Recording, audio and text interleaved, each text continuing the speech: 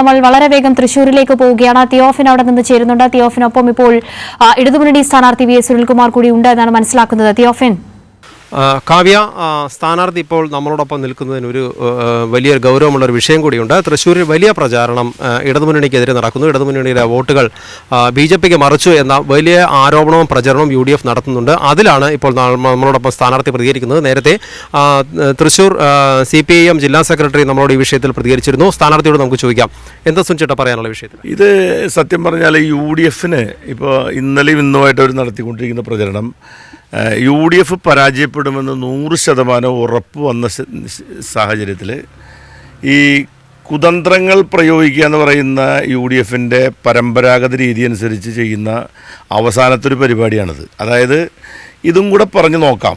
അതായത് ഈ CPM-ഉം BJPയും തമ്മിലുള്ള ധാരണപ്രകാരം വോട്ടുമറിച്ചു എന്ന് പറയാണ്.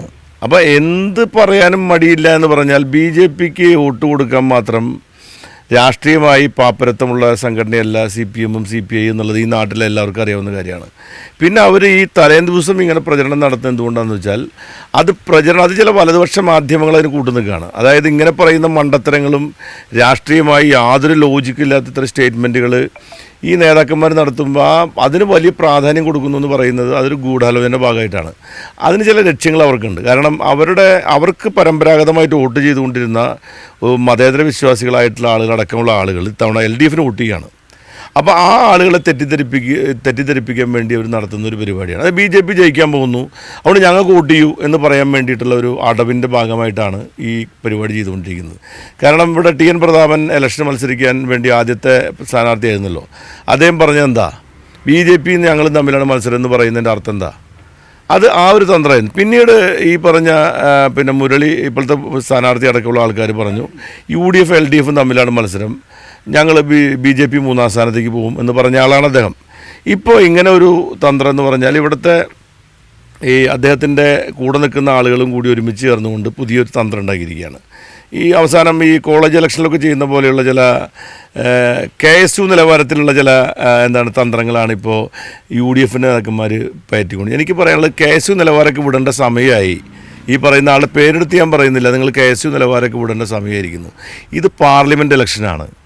വളരെ സീരിയസ് ആയ ഇലക്ഷൻ നടക്കുന്ന സ്ഥലത്ത് വന്ന് ഈ കോളേജിലെ KSUക്കാർ പറയുന്ന പോലെയുള്ള ഈ സ്റ്റേറ്റ്മെൻറ്റുകളൊക്കെ കൊണ്ടു നടന്ന് സംസ്ഥാന നേതാക്കന്മാർ പറയേണ്ടി വരുന്നൊരു ഗതികേട് കോൺഗ്രസ് നേതൃത്വത്തിന് വന്നത് ആ പരാജയവിധി കൊണ്ടാണ്.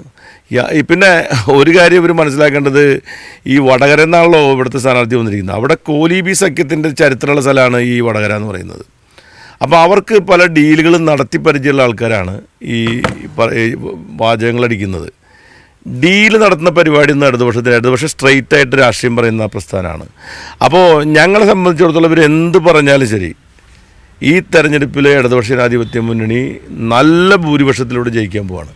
ആ ജയിക്കുമെന്ന് ഇവർക്ക് ഉറപ്പ് വന്ന സാഹചര്യത്തിലാണ് അറ്റകൈ പ്രയോഗം എന്ന് പറയില്ലേ, എന്തെങ്കിലും ഞാൻ അതിൻ്റെ വാക്ക് ഉപയോഗിക്കുന്നില്ല. അതായത് ചില ആളുകൾ ഈ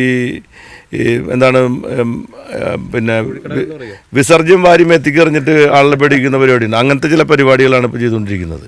അപ്പോൾ ആളുകളെ ജനങ്ങളെ തെറ്റിദ്ധരിപ്പിക്കുക എന്ന് പറയുന്ന വളരെ മോശപ്പെട്ട കാര്യങ്ങളാണ് ഇപ്പോൾ UDF ചെയ്തുകൊണ്ടിരിക്കുന്നത്. അത് വളരെ ഈ ഇലക്ഷനിൽ അത് അവർക്ക് നേരെ തിരിച്ചടിയാവാനാണ് സാധ്യത. ഇപ്പം ഇന്നലെ കഴിഞ്ഞ ദിവസം അവർ ചെയ്ത കാര്യം എന്താണ്, ഇവിടുത്തെ പിന്നെ കാന്തപുരം വിഭാഗം UDFന് പിന്തുണ എന്ന് പറഞ്ഞുകൊണ്ട് ഒരു ചാനലിൽ പിന്നെ ഒരു വാർത്ത പ്രത്യക്ഷപ്പെടുന്നു.